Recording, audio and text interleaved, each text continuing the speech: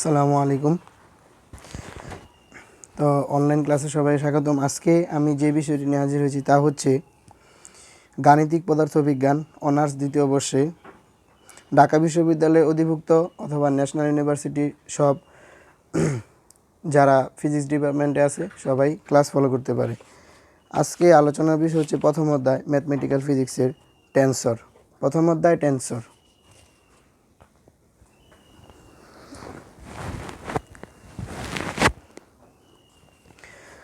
প্রথম অধ্যায় আলোচনার পূর্বে যেহেতু আমরা টেনসর নিয়ে আলোচনা করব, তাহলে আমাদের অবশ্যই টেনসরটা কি জানতে হবে।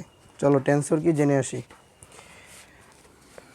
যে সকল ভৌত রাশিকে সঠিকভাবে প্রকাশ করার জন্য এক বা একাধিক যে সকল ভৌত রাশিকে সঠিকভাবে প্রকাশ করার জন্য এক বা একাধিক যদি কোনো রাশি থাকে, মানে বোঝাচ্ছে যে এই যে এই রাশিটা এটাকে প্রকাশ করার জন্য যদি এই যে এই নামক রাশিটা থাকে, তাহলে সেই রাশিটিকেই সঠিকভাবে প্রকাশ করার নামই টেনসর।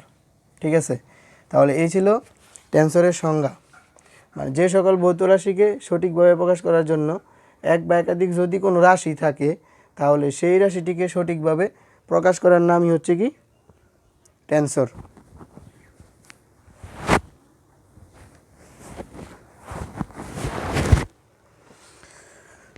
তাহলে আমরা টেনসর কি জেনে নিলাম।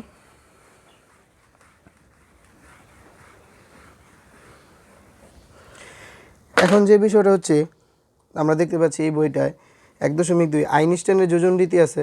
তবে আইনস্টাইনের যোজন রীতি শেখার আগে যেহেতু আমি টেনসর নিয়ে আলোচনা করতেছি, তাহলে আমাকে শিখতে হবে যে টেনসর কয় প্রকার। তো আমরা জানি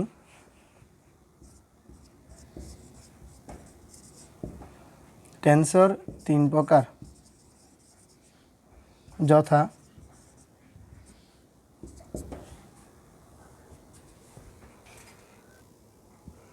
তো দেখো টেনসর 3 প্রকার। একটা হচ্ছে প্রতিসল টেনসর, কন্ট্রাভেরিয়েন্ট টেনসর, আরেকটা হচ্ছে সহসল টেনসর, কোভারিয়েন্ট, আরেকটা হচ্ছে মিশ্র টেনসর। এই 3 প্রকারের টেনসর রয়েছে। তো প্রথমত আমরা যেটা নিয়ে আলোচনা করব তা হচ্ছে প্রতিচল টেনসর, কন্ট্রাভেরিয়েন্ট টেনসর।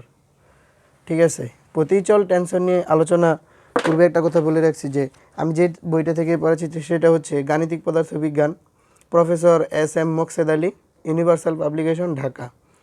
যারা ডাবির অধিভুক্ত 7 কলেজে পড়ে তারা ফলো করলে হুবহু বই থেকে পাবে।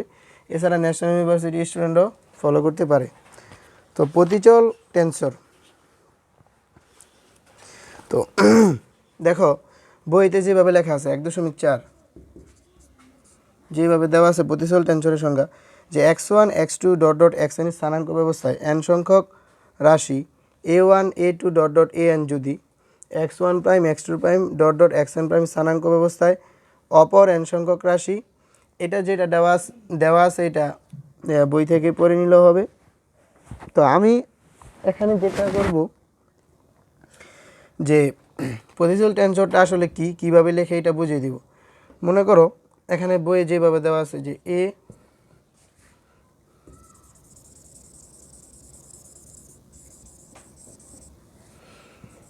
এ বার আই, খেয়াল করি প্রতিচল টেনসরের ক্ষেত্রে এ বার আইটা উপরে থাকবে। প্রতিচল টেনসরের ক্ষেত্রে আইটা কি থাকবে? উপরে থাকবে। তারপর এখানে এ বার আই দিয়েছি, তাহলে এখানে লিখব ডেল এক্স আই, আর এখানে del X J A to the power J.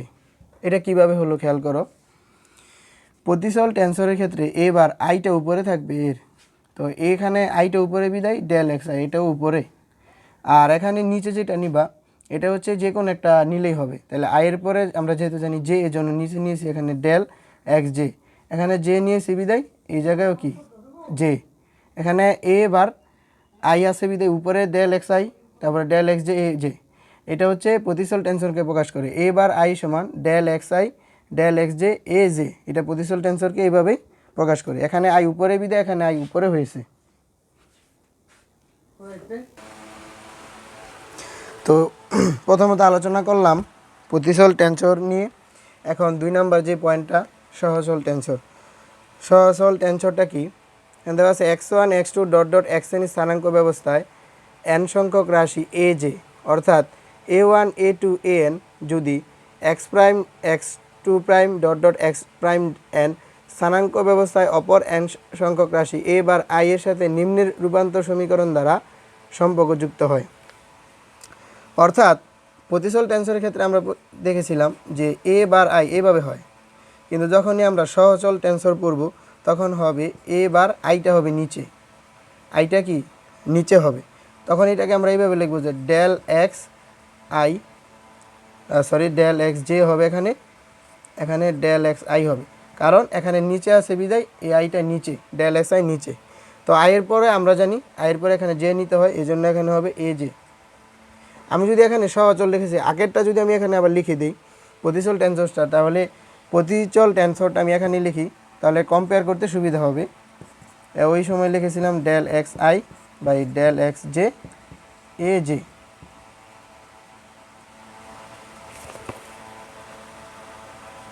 এভাবে লিখেছিলাম। তো এখানে আইটা উপরে আছে বিদায় এখানে এটা উপরে হয়েছে, আর আইটা এখানে এর নিচে আছে বিদায় এখানে নিচে হয়েছে।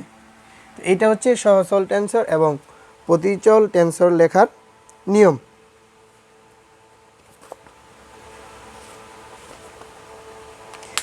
তো এটা আমি প্রাথমিক ধারণা দিয়েছি। এখন আবার প্রতিচল টেন্সরতে একটু আলোচনা ছিল, এটা করব এখন। প্রতিচল টেন্সরের বেলায় যেটা ছিল ওটা হচ্ছে যে আমরা একমাত্রার ক্ষেত্রে শুধু করেছিলাম। যেমন প্রতিচল কথাই বলি, প্রতিচল টেন্সরের ক্ষেত্রে আমরা কি করেছিলাম যে এ ইনভার্স আই সমান হচ্ছে del X I by del X J A J, এরকমটা আমরা লিখেছি। তো এটা শুধু খেয়াল করে দেখো, একক মাত্রার টেন্সর, মাত্রাটা হচ্ছে এক। এখন আমরা যেটা করব তা হচ্ছে দুই মাত্রার ক্ষেত্রে কিভাবে হবে। হ্যাঁ, এটা হচ্ছে শিখার বিষয়। এটা হচ্ছে এক মাত্রার ক্ষেত্রে, তো দুই মাত্রার ক্ষেত্রে কিভাবে হবে।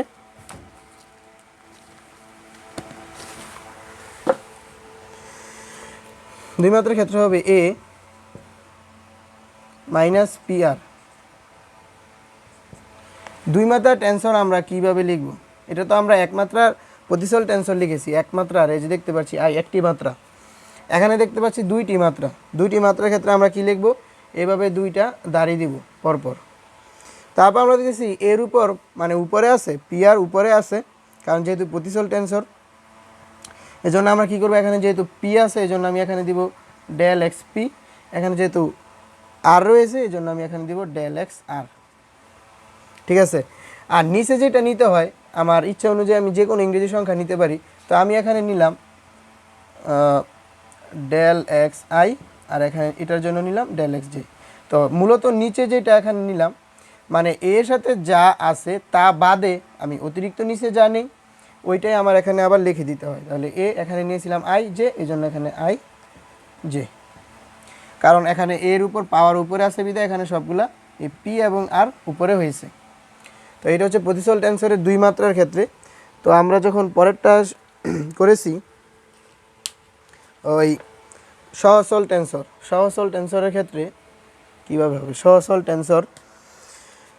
টেন্সরের ক্ষেত্রে লিখেছিলাম, সহজ সরল টেন্সরের ক্ষেত্রে এইভাবে লিখেছিলাম যে এ আই বার সমান নিচে লিখেছিলাম, নিচে আছে বিধে আগে লিখছি ডেল এক্স আই, তারপর লিখেছি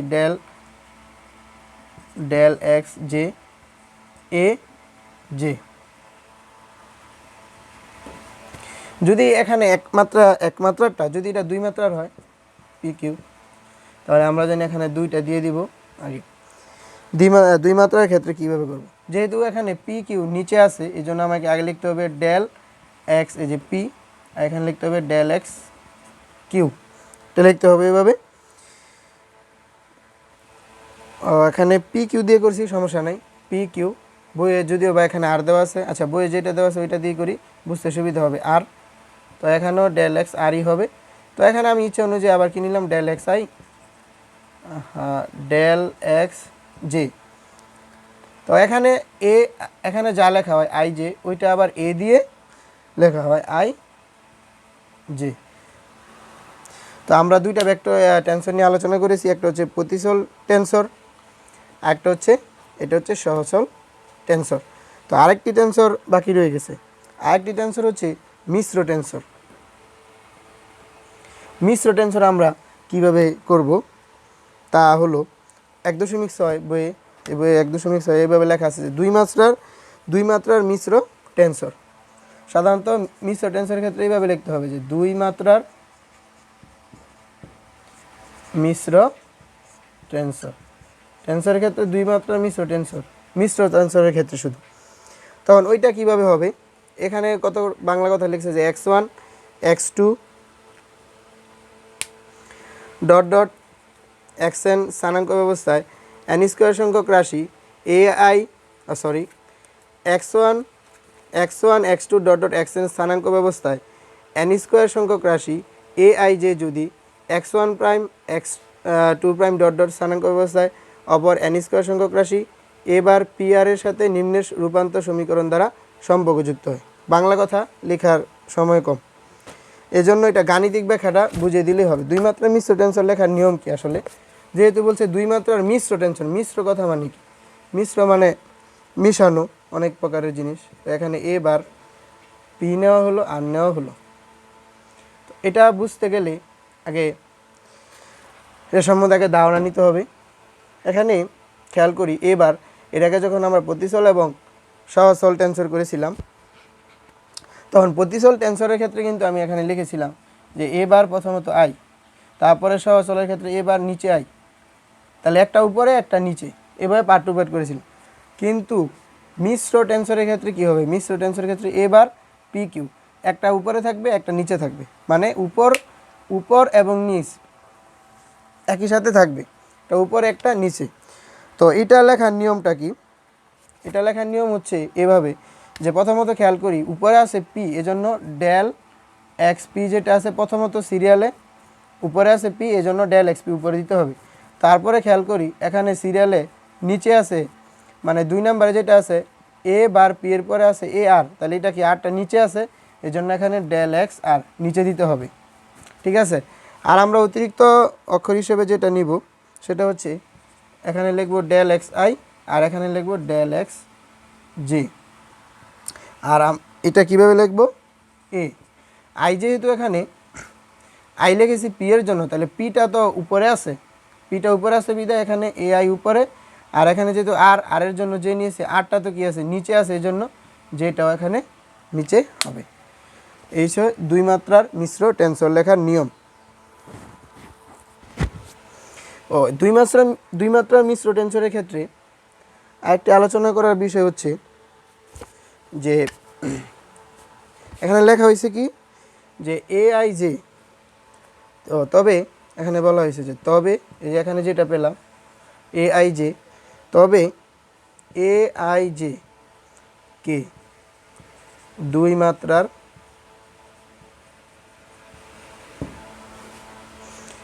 মিশ্রণ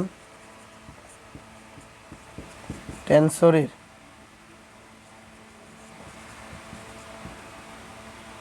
উপাংশ বলা হয়। বইয়ে যেমনটা দেওয়া আছে উপাংশ বলা হয়। আরেকটা নাম হচ্ছে ক্রোনেকার ডেল্টা, এখানে দেওয়া আছে যে ক্রোনেকার ডেল্টা। সাধারণত এটা আমরা জানি ডেল, আর যখন এরকম আই আর কে এভাবে থাকবে তখন এটাকে ক্রোনেকার ডেল্টা বলা যাবে, যখন মানে মিশ্র টেনসরের ক্ষেত্রে, যখন আকারটা হবে মিশ্র টেনসরের আকার। দেখো এখানে একটা আই এখানে কে, দুইটা 2 রকম প্রতীক, এর জন্য এটার নাম মিশ্র। আর ক্রোনেকার ডেল্টা, এখানে যেহেতু ডেল্টা আছে এই জন্য এটার নাম হচ্ছে ক্রোনেকার ডেল্টা। এটাও একটি 2 মাত্রার কি মিশ্র টেনসর। আরেকটা নিয়ম হচ্ছে ডেল জে কে সমান 1, যখন এখানে যে জে এবং কে নিয়েছি জে সমান যখন কে, তখনই আমরা কেবল বলতে পারি এটার মান হচ্ছে 1, আর যখন জে নট কে তখন আমরা বলবো তার মান হচ্ছে 0। এটা মনে রাখতে হবে।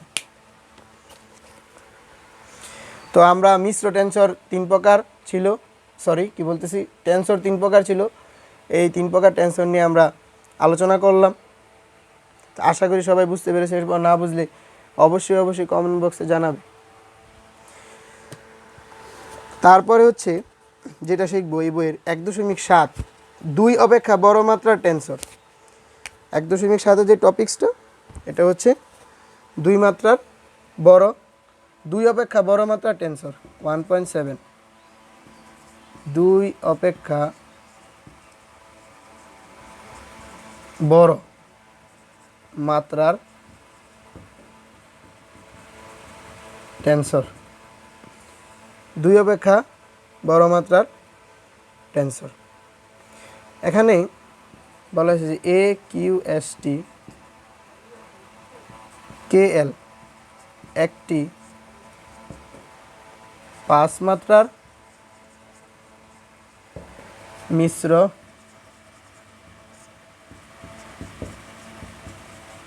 টেন্সর কমা খেয়াল করে দেখতে পারবো এখানে মাত্রা আছে যে 1টা 2টা 3টা 4টা 5টা, তাহলে অবশ্যই এটি একটি 5 মাত্রার।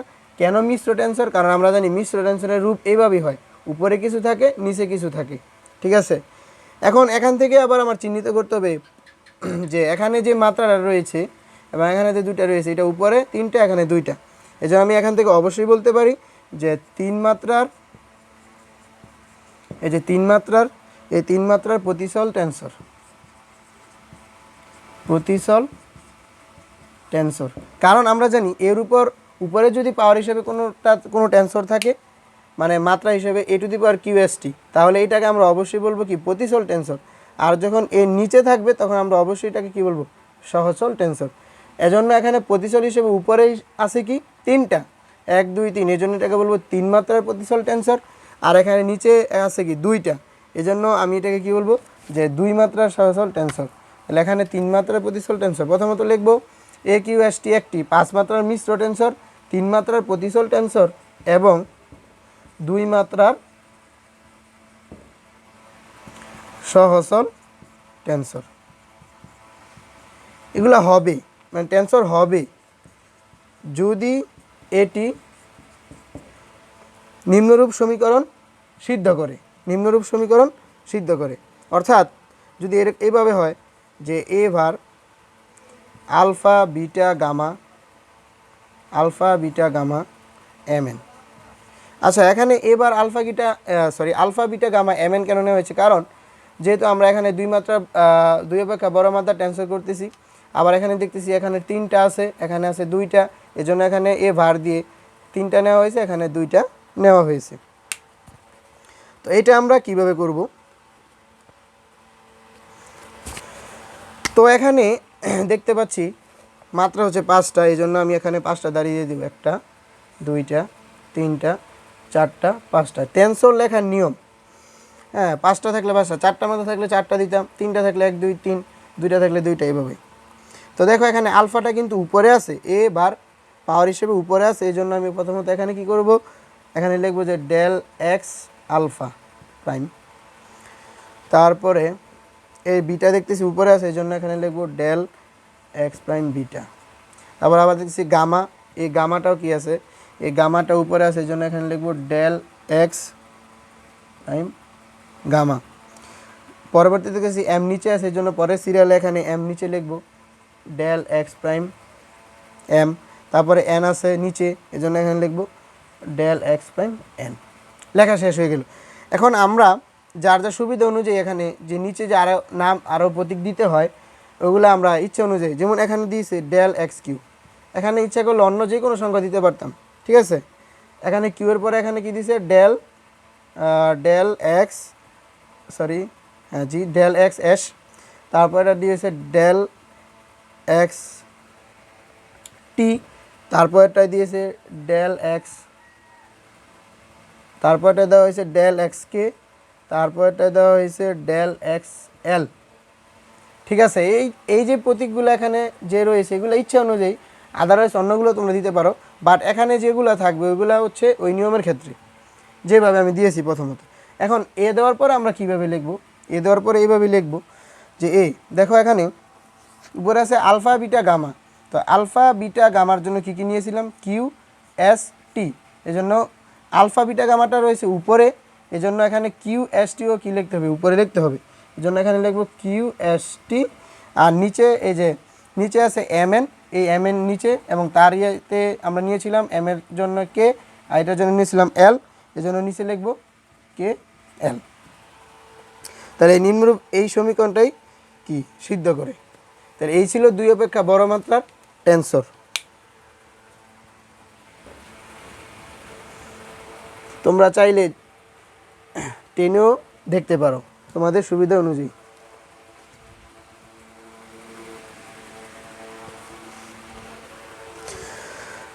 তো আমরা এতক্ষণ বিভিন্ন টেন্সর নিয়ে আলোচনা করেছি, তাও টেন্সর সম্বন্ধে আরও অনেক আলোচনা করেছি, সমস্যা নেই। কিন্তু এর আগে আমরা যে টপিকসটা রেখে এসেছিলাম তা হচ্ছে আইনস্টাইনের যোজন রীতি 1.2 শুরুতে যেটা নিয়ে রেখে এসেছিলাম ওইটা নিয়ে এখন আলোচনা করব। আজকে লাস্ট আলোচনা, আইনস্টাইনের যোজন রীতি কাকে বলে। আমরা জানি a1x1 plus a2x2 plus dot dot dot plus an(xn) সমান সামেশন অফ n i সমান l ai(xi) এই সমষ্টিকরণ পথাকে আইনস্টাইন অতি সরল আকারে ai(xi) রূপে প্রকাশ করেন। বিজ্ঞানী আইনস্টাইন উনি যখন এই যোজন রীতি নিয়ে আলোচনা বা গবেষণা করতেছিলেন তখন তিনি দেখলেন যে a1x1 প্লাস a2x2 এভাবে যাইতেই থাকবে ডট ডট an(xn) পর্যন্ত। তাহলে এটা লিখতে গেলে অনেক সমস্যা, বড় হয়ে যায়, আদার্স অনেক ঝামেলা। এই কারণে উনি এটাকে কি করেছেন, এই সমষ্টিকরণ এই জন্য বলা হয়েছে যেহেতু এখানে প্লাস ব্যবহার হয়েছে, এই সমষ্টিকরণ পথাকে আইনস্টাইন অতি সরল আকারে ai(xi) রূপে প্রকাশ করেন। হ্যাঁ, তার মানে a1x1 plus a2x2 plus dot dot an(xn) সমান ai(xi)। বিজ্ঞানী আইনস্টাইন বলেছেন যে এটার পরিবর্তে আমরা অবশ্যই এটা লিখতে পারবো যখন i সমান 1 2 3 4 5 6 ডট ডট n পর্যন্ত। মানে এই আয়ের পরিবর্তে যখন আমরা i সমান 1 বসাবো তখন a1x1, যখন i সমান 2 বসাবো তখন a2x2। এজন্য উনি চিন্তা করলেন যে এটাকে অতি সরল আকারে ai(xi) রূপে প্রকাশ করা যায় এবং সামেশন অফ n i সমান l, মানে এখানে n থেকে নিয়ে l পর্যন্ত i সমান, এটা দ্বারা বোঝায় ai(xi) দিয়েছেন যখন i সমান 1 2 3 ডট ডট n। সমষ্টিকরণের এই রীতিকেই আইনস্টাইনের যোজন রীতি বলা হয়। সমষ্টিকরণের এই নীতিকে কি বলা হয়, আইনস্টাইনের যোজন রীতি বলা হয়। আরেকটা কথা হচ্ছে এখানে ai(xi) কেনই ব্যবহার করা হয়েছে, কারণ এখানে দেখো a1x1 আছে বিদায় a1x1 plus a2x2 plus dot dot an(x) পর্যন্ত হয়েছে বিদায় এখানে ai(xi) ব্যবহার করা হয়েছে সরল আকারে। যখন এখানে যদি বিষয়টা এরকম হইতো যে a1x1 না হয়ে এভাবে না হয়ে শুধু ax এভাবেই হইতো, a1x1 এভাবে হইতো না ax, তাহলে এখানে আর সমষ্টিকরণ পথা হতো না। এভাবে যেহেতু a1x1 এইভাবে যাচ্ছে অনর্গল, এই জন্য উনি এটা সংক্ষিপ্ত আকারে সরল আকারে ai(xi) রূপে প্রকাশ করেন। এইটা হচ্ছে আইনস্টাইনের যোজন রীতি। আজকে ক্লাসে যে টপিকসগুলো আলোচনা করা হয়েছে আশা করি তোমরা সবাই বুঝতে পেরেছো। এরপর না বুঝলে কোনো প্রকার সমস্যা হলে কমেন্টস করে জানাবে। তাহলে আজকে মতো এখানেই ক্লাস সমাপ্ত হলো। সকলকেই ধন্যবাদ জানিয়ে ক্লাস শেষ করছি। আসসালামু আলাইকুম।